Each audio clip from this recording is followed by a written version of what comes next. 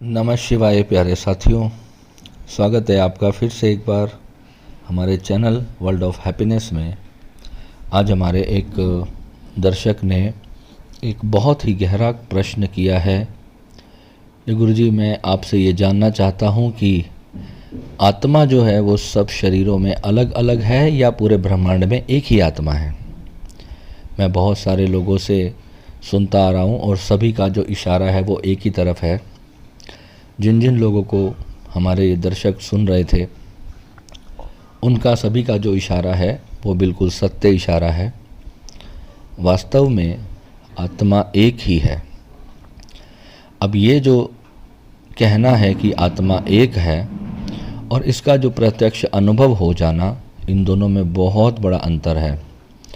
जब तक हम मानते हैं, किसी भी चीज़ को मान लेते हैं, जैसे किसी शास्त्र में हमने कोई बात पढ़ ली या किसी गुरु के सत्संग में हमने गुरु से वो बात सुन ली कि गुरु ने कह दिया कि आत्मा एक है, हमने मान लिया आत्मा एक है। मगर फिर हम अलग अलग लोगों से प्रेम या नफ़रत, घृणा क्यों करते हैं? फिर ये क्या कारण है कि हमें दूसरा व्यक्ति अपने से भिन्न प्रतीत होता है? हमारे कर्म या उसके साथ जो भी हमारा लेन देन होता है उसके अंदर फिर हम उसको अपने से भिन्न क्यों मान लेते हैं? यही हमारा जो मस्तिष्क है, जो हमारा माइंड है, हर शरीर में अलग अलग दिमाग है। जब अस्तित्व से सब चेतनाएं जब शरीर धारण करती हैं तो अपनी अपनी प्रकृति के अनुसार, अपनी अपनी इच्छाओं के अनुसार, अपने अपने पूर्व जन्मों के कर्म अनुसार जो है चेतना अपना शरीर धारण करती है। जैसे किसी चेतना की इच्छा होती है कि मैं इस वक्त मनुष्य के शरीर का अनुभव करना चाहती हूँ, तो फिर वह चेतना मनुष्य के शरीर की तरफ अग्रसर होती है, फिर उसे मनुष्य का जन्म प्राप्त होता है। चेतना के पास मस्तिष्क नहीं है। चेतना की जो इच्छाएं होती हैं उसी प्रकार से ही वह शरीर धारण कर लेती है। जब शून्य अस्तित्व ने जब लाखों करोड़ों योनियाँ प्रकट की तो उसमें अनंत अनंत योनियाँ पैदा होती ही चली गई। कहते हैं कि 84 लाख योनियाँ होती हैं, मगर जब आप देखोगे, जब आप गिनती करोगे तो विज्ञान ने इस चीज़ को पूरी तरह से प्रमाणित कर दिया कि 84 लाख योनियाँ नहीं है, योनियाँ कई करोड़ों हैं। आप गिनते गिनते थक जाओगे। न जाने कितने ही प्रकार के जीव हर वर्ष नए पैदा होते हैं। हर वर्ष ऐसे ऐसे जीव आपको प्रकृति में उत्पन्न होते हुए मिलेंगे जिनको विज्ञान ने अभी तक खोजा ही नहीं कि ये जीव भी प्रकृति में होते हैं। समुद्र के तल में न जाने कितने प्रकार के जीव हैं जिन तक विज्ञान कभी पहुंच ही नहीं पाया। हमारी जो पूरी जो मशीनरी है, जो पानी के अंदर, जल के गहरे तलों में जा कर के जो खोज करते हैं, उन्होंने भी कहा कि हम भी एक सीमा तक ही जा सके। एक बार रशिया ने धरती में छेद करने की सोची। उन्हें सोचा कि धरती में एक छोटा सा कोई छेद किया जाए जो धरती के आर पार क्या है उसको पूरा जानने के लिए। तो कुछ किलोमीटर तक जाने के बाद वहाँ से भयंकर भीषण आवाज़ें आने लगी, चिल्लाने की, रोने की। इस प्रकार की आवाज़ें रशिया ने वहाँ पर सुनी और उस छेद को सदा सदा के लिए बंद कर दिया गया। ये वीडियो शायद आप YouTube पे भी कहीं देख सकते हैं। और रशिया का इसके ऊपर रिसर्च था कि हमारी जो मशीनें थी वहाँ जाकर इतने ताप था कि मशीनें ही पिघल गई, उससे आगे हम खुदाई नहीं कर पाए। मगर फिर भी वहाँ से ऐसे जीवों की आवाज़ आना अपने आप में एक बहुत बड़ा अचंभा है कि इतने तल में जहाँ इतनी गर्मी है, जहाँ पर लोहे की भारी भरकम मशीनें उसके ताप से पिघल गई, तो वहाँ पर किसी जीव की आवाज़ कैसे संभव है? इतने ज़्यादा तापमान में भी कोई जीव कैसे जीवित रह सकता है? और वहाँ से कुछ वीडियोग्राफी भी ली गई जिसमें अग्नि के लावा के अंदर सांप तैरते हुए दिखाई दिए गए। वो जो सांप थे वो अग्नि से बने थे, उनका शरीर अग्नि से बना था। यानी कि उनके अंदर जल तत्व है ही नहीं, पृथ्वी तत्व है ही नहीं, आकाश तत्व है ही नहीं, वायु तत्व है ही नहीं। केवल अग्नि के एक तत्व से ही भी शरीर निर्मित है। ये विज्ञान की खोज है। पाताल के अंदर हमारे ऋषि मुनियों ने लाखों साल पहले कहा कि पाताल में भी जीव रहते हैं। धरती, आकाश और पाताल, ये 3 लोक माने जाते हैं। अब आकाश तो हमारा पूरा ब्रह्मांड है, मगर धरती जो जहाँ पर हम रहते हैं, हम जल के बाहर रहते हैं, जल के ऊपर रहते हैं, धरती पर रहते हैं, हम जल के भीतर नहीं रहते। जल भी धरती का ही एक हिस्सा माना जाता है, मगर जो पाताल है वो धरती के भीतर है, वहाँ पर भी एक लोक है। रामायण में जब अहिरावण भगवान श्री राम और लक्ष्मण को पाताल ले जाता है तो वहाँ से फिर हनुमान जी उनको वापस निकाल करके लाते हैं। और मगरध्वज जो हनुमान जी का पुत्र है वो भी जो है पाताल में ही उसका जन्म होता है। अहिरावण का कोई लोक होता होगा नीचे, क्योंकि ये जो विज्ञान आज जो खोजे कर रहा है ये सारी चीज़ें हमारे शास्त्रों को कहीं ना कहीं पर प्रमाणित करती हुई नज़र आती हैं। मगर जब हम चेतना की बात करते हैं तो चेतना लाखों प्रकार के शरीर धारण करती है, करोड़ों प्रकार के शरीर धारण करती है अपनी अपनी प्रकृति के अनुसार। अब तुम सोचो, तुम कहीं पहाड़ पर गए, वहाँ बहुत सुंदर आपने किसी बहुत सुंदर वाइट कलर के किसी पक्षी को देखा। वो एक बगुला भी हो सकता है या कोई और हंस हो सकता है, कोई भी उड़ने वाला पक्षी आपने देखा कि वो डाल पर अपनी प्रेमिका के साथ बैठ के चोंच मिला करके बैठा है और ऊपर से मध्यम मध्यम बारिश हो रही है, और आप अचानक से एक इच्छा करते हो कि काश मैं भी ऐसा पक्षी होता, मैं भी इस स्वच्छंद आकाश में उड़ता। तो अनजाने में आपकी चेतना ने एक इच्छा अस्तित्व में डाल दी कि काश मैं भी परिंदा होता। आपने उसको फील करना शुरू किया। आपने धीरे धीरे, आप कभी छत पे सो रहे हो या किसी गार्डन में बैठे हो और वहाँ से आप उड़ते हुए पक्षियों को देखने लगे। आप रोज़ यही सोचते हो कि काश मैं भी उड़ता, काश मैं भी उड़ता। तो एक दिन इसी क्रम में जब आप प्राण छोड़ देते हो तो तुरंत आपकी जो चेतना है, अब उसके पास मस्तिष्क नहीं है, अब उसके पास केवल एक संस्कार है कि अब वो पक्षी की योनि में जाने के लिए तैयार है। यानी कि अब उसकी जो पूरा ध्यान है, उसका जो जीवन है आने वाला, वो पक्षियों के इर्द गिर्द घूमेगा। उसकी फ्रीक्वेंसी जो है वो आकाश लोक में चली जाएगी। उसकी जो वाइब्रेशन है, जिस वाइब्रेशन पे वो जो वाइब्रेट करता है, जिस फ्रीक्वेंसी पे, तो वहाँ पर जा कर के वो चेतना वाइब्रेट करेगी। मगर अनंत का रूप देखें तो पूरी चेतना एक ही होती है, मगर वही चेतना सूक्ष्म शरीर के माध्यम से ट्रांसफ़र होती रहती है कहीं कहीं। जैसे आप इंडिया में रहते हो और आप न्यूजीलैंड चले गए, तो न्यूजीलैंड में आपकी चेतना अलग है, मगर इंडिया में आपकी चेतना अलग है, क्योंकि आत्मा स्थिर है, आत्मा चलायमान नहीं है। आपके शरीर के भीतर जो कॉन्शियसनेस इंडिया में है वही कॉन्शियसनेस आपकी अमेरिका में नहीं होगी, वही कॉन्शियसनेस आपकी कनाडा में नहीं होगी। आप देखेंगे जब भी आप अपना स्थान परिवर्तन करेंगे तो आपके भीतर कुछ बदल जाएगा। आप अपने शहर से कहीं दूर चले जाएं जहाँ पर ग्रहों की ऊर्जाओं की रेंज कम होगी। जैसे मान लो कि आप भारत में रहते हैं तो यहाँ आपके संस्कार अलग होंगे। जब आप किसी दूसरे शहर में चले जाएंगे तो वहाँ पर आपके संस्कार अलग हो जाएंगे, आपकी भावनाएं बदल जाएंगी, आपके इमोशंस बदल जाएंगे, आपका प्रेम, आपका नफ़रत, आपकी घृणा करने का तरीका, आपकी बात करने की शैली, आपकी डिज़ायर्स, आपकी इच्छाएं, आपके गोल, आपके लक्ष्य, सब कुछ बदल जाएंगे। ये क्या होता है, कैसा होता है? क्योंकि उस स्थान पर जो आपके ऑरा पर जो ग्रह का प्रभाव पड़ता है वो प्रभाव नहीं है जो भारत में पड़ता था या ऑस्ट्रेलिया में पड़ता था।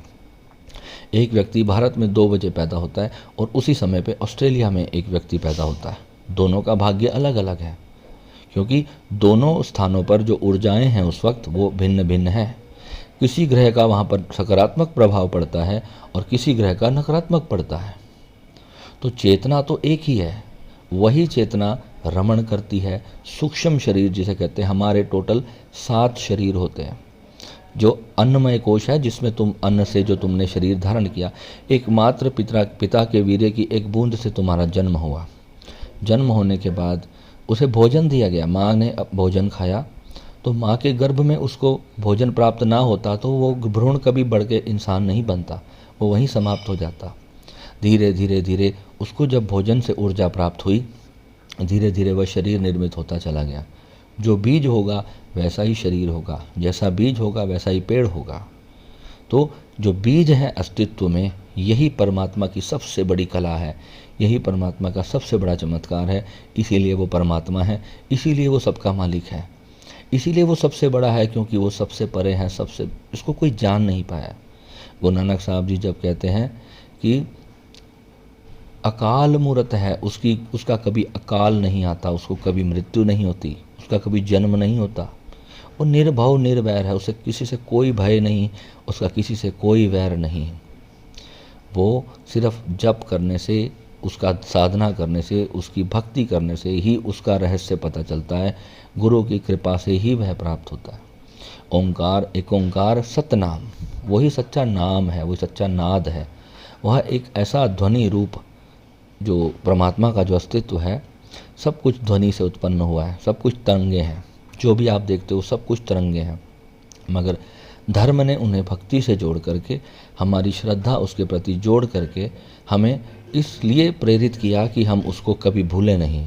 जो हमने मंदिर बनाए, गुरुद्वारे बनाए, मस्जिदें बनाई, सभी उसको खोजने के लिए, सब उसको खोज रहे हैं। मिलता क्यों नहीं है? मिलता भीतर से है। हमारे भीतर जब वह रहस्य खुलता है तो हम उस सत्य को जानते हैं कि हम वास्तव में एक हैं। बस ये जान लेना कि हम एक हैं, उसी दिन हमारा मोक्ष हो जाता है। वही हमारा मोक्ष है।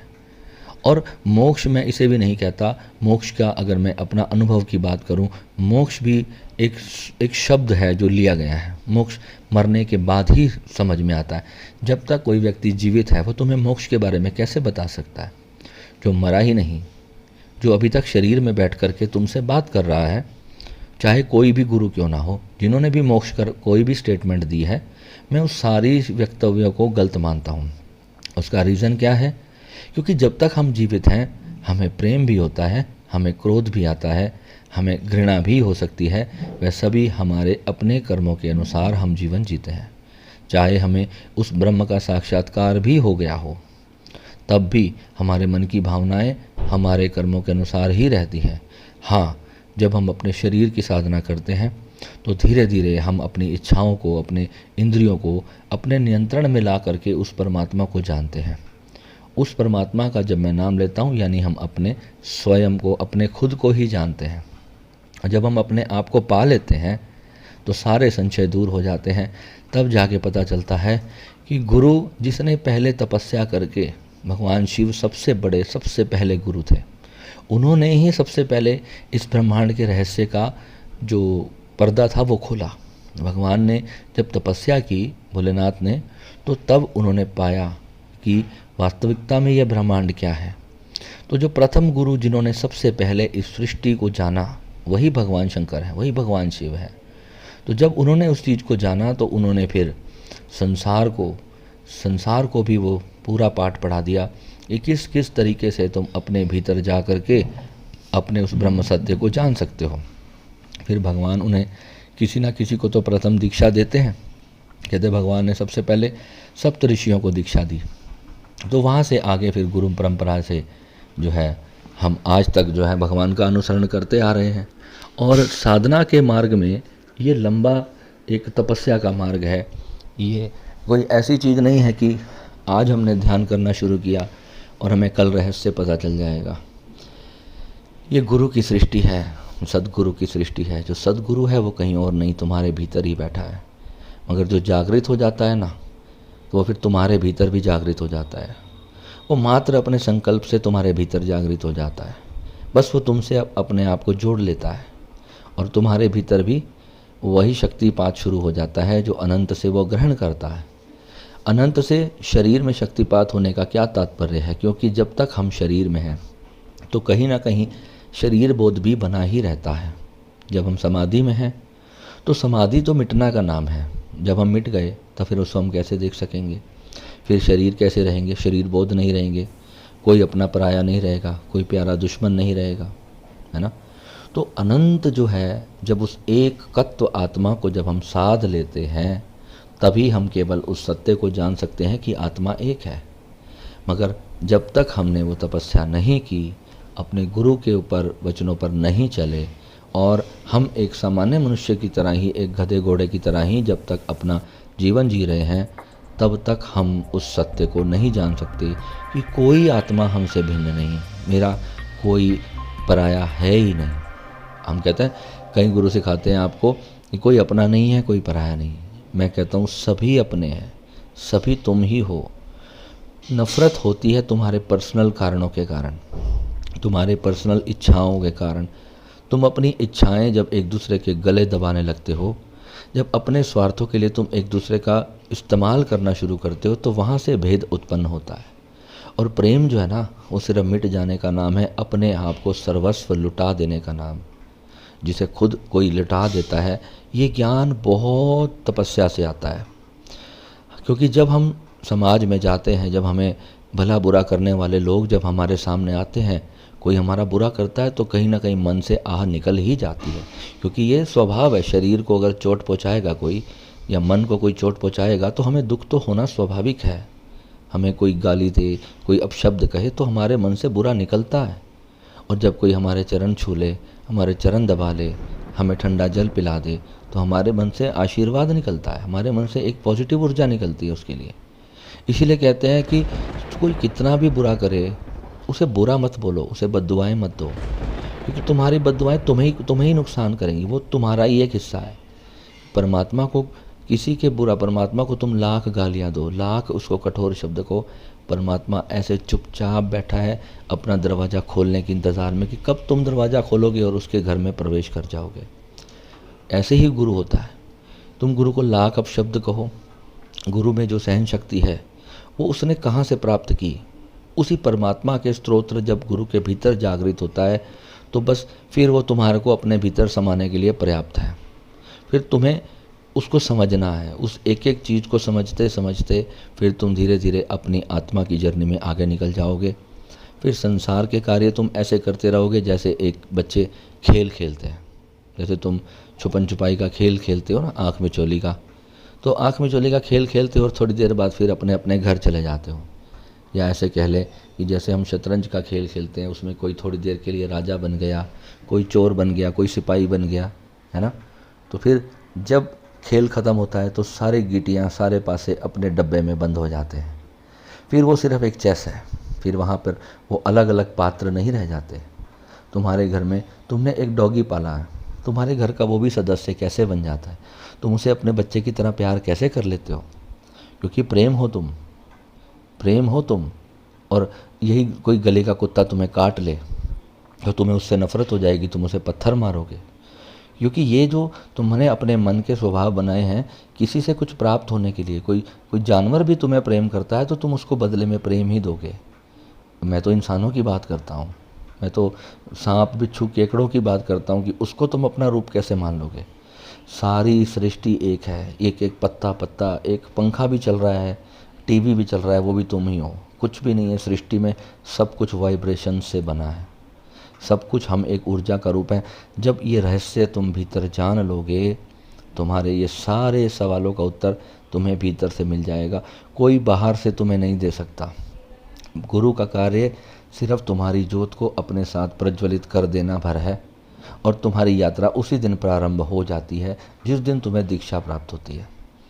जो मूर्ख लोग हैं वो कभी भी गुरु को नहीं समझ सकते। गुरु क्या है?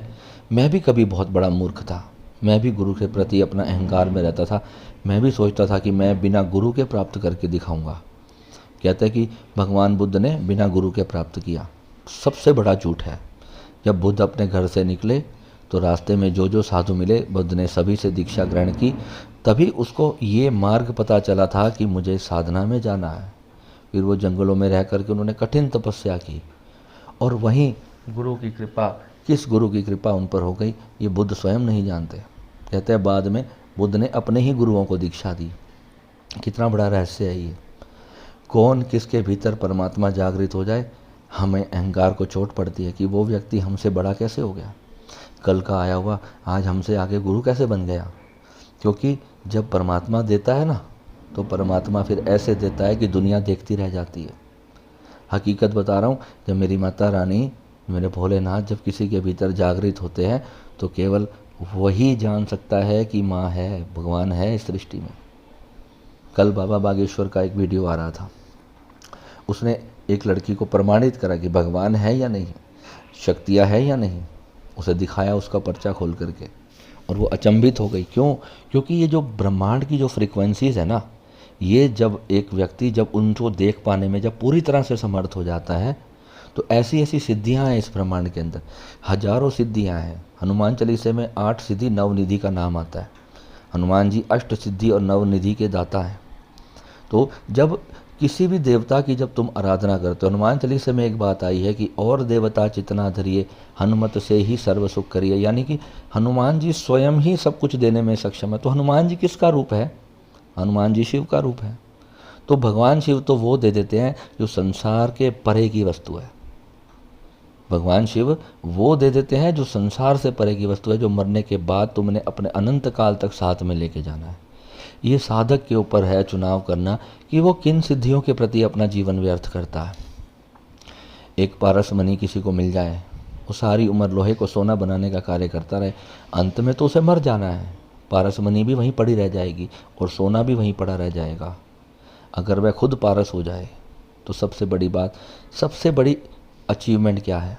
नचिकेता का एक प्रसंग अगर आपने सुना हो तो यमराज जब नचिकेता के पास आते हैं, उसके पिता बोलते हैं नचिकेता को, जा मैंने तुझे यम को दिया। तो नचिकेता तपस्या में बैठ करके जंगल में बैठ करके यमराज की तपस्या करता है। तो यमराज कहता है कि ये कैसा प्राणी है जो मुझे याद कर रहा है। संसार में हर कोई भोग विलास और वस्तुओं पाने के लिए तपस्या करता है, ये कैसा प्राणी है जो यमराज की साधना करने लगा। तो यमराज खाली बैठे होते हैं, यमराज को कोई याद नहीं करता। तो जब उन्होंने यमराज की साधना की नचिकेता ने, तो यम प्रकट हुए। यम प्रकट होकर के कहते हैं, बेटा तू मृत्यु की साधना क्यों कर रहा है, तू मुझे क्यों जानना चाहता है? तो उसने कहा, मेरे को तो सिर्फ मेरे पिता ने आपको दान दे दिया है। उन्होंने कहा, जा मैंने तुझे मृत्यु को दिया, तो मुझे आप अपने साथ ले चलिए। उन्होंने कहा, नहीं, कुछ भी मांग लो। तो नचिकेता ने कहा, मुझे तो केवल मृत्यु का रहस्य जानना है, मुझे और कुछ नहीं जानना। यमराज कहते हैं, तू 10 करोड़ अरब वर्ष की अनंत अनंत काल तक का जीवन ले ले, मगर मृत्यु का रहस्य नहीं दे सकता। उसने कहा, महाराज 10 करोड़ जन्म भी एक दिन तो ख़त्म हो ही जाएंगे, 10 करोड़ साल की उम्र भी एक दिन तो समाप्त हो ही जाएगी ना, तब भी तो मृत्यु होगी। तो मृत्यु तो होनी ही है, तो मुझे आप वही रहस्य दो, मुझे और कोई रहस्य नहीं जानना। तब भगवान यमराज जो है नचिकेता को मृत्यु का रहस्य की एक बहुत विकट साधना देते हैं। वही जो साधना है वो ऐसी साधना है जिसके बाद कोई रिद्धि सिद्धि सब व्यर्थ हो जाती है। वो एक्चुअल जो इस साधक का प्रश्न है, मेरे व्यूवर का, मेरे दर्शक का जो ये प्रश्न है कि आत्मा एक सबके भीतर अलग अलग है या आत्मा एक है, यही उसका उत्तर है। यमराज फिर नचिकेता को साधना देते हैं, साधना करवाते हैं उसको, तब जाके उसके भीतर का वह रहस्य सुलझाता है। अगर इसे सिर्फ शब्दों में कह दूं कि हाँ बेटा आत्मा जो है वो एक ही है, मेरे शब्द निरर्थक हो जाएंगे। जब तक तुम्हारे तो आसपास सब दोस्त और दुश्मन हैं, तुम कैसे उनसे प्रेम करोगे, कैसे उनके दिए हुए दुखों से भी तुम प्रेम कर लोगे? जब तक तुम उस रहस्य को नहीं जानोगे तब तक तुम्हारा प्रेम प्रकट नहीं होगा, तब तक तुम्हें दूसरा व्यक्ति अपने से विपरीत ही प्रतीत होता रहेगा, क्योंकि उसने जैसा तुम्हारे साथ व्यवहार किया तब तक तुम वैसा ही व्यवहार करते रहोगे।